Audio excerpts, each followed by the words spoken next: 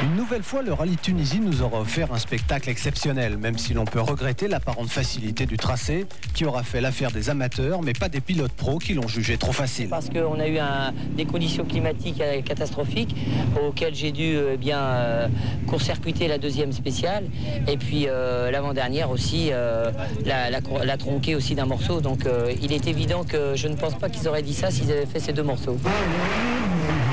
L'an prochain, le rallye s'élancera sans les Citroën, auteurs d'un parcours sans faute. La domination sans partage des ZX a ôté d'entrée de jeu tout suspense chez les autos. Leur retrait nous privera donc en 98 de belles images, en espérant que d'autres teams prendront le relais. Pour l'avenir, je dirais qu'il est vrai qu'il va falloir bien réfléchir.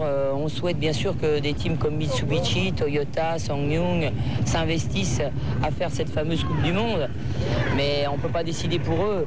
En fait, je pense que l'avenir pourra se diriger vraiment sur des deux roues motrices, comme des teams comme Schlesser et peut-être d'autres qui viendront avec des buggy ou des prototypes américains de roues motrices. 98 sera donc une année charnière pour le rallye de Tunisie, l'objectif étant pour les organisateurs de préserver l'intérêt de la course malgré l'absence des Citroën. On parle de nouveau d'un passage en Libye dès que ce sera possible et peut-être même de quelques spéciales dans un pays d'Europe. Il y a une grosse nouveauté l'année prochaine à laquelle on a déjà pensé avec Cyril, que je ne vais pas pouvoir vous dire tout de suite, mais qui va mettre en œuvre un peu plus le bateau qu'on a la chance exceptionnelle d'avoir, le bateau de croisière, qui va pouvoir nous faire une étape ou deux qui vont être très originales et même peut-être dans un autre pays. Sur des terrains totalement vierges? Sur des terrains qui n'ont encore jamais vu les rallyes tout-terrain, oui. On n'en saura pas plus? Je ne peux pas vous en dire plus pour le moment.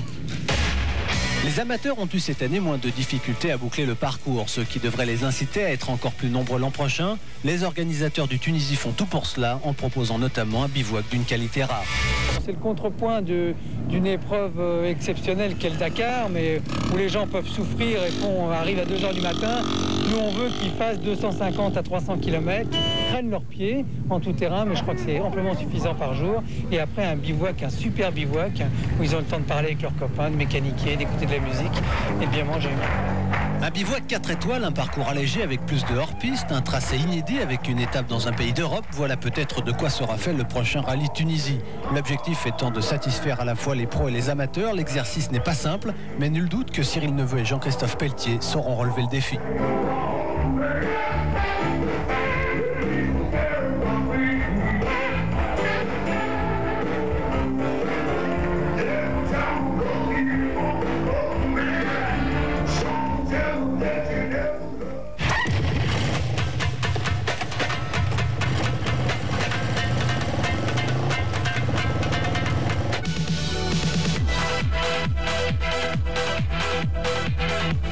Optique 2000 vous a présenté le rallye Optique 2000 Tunisie.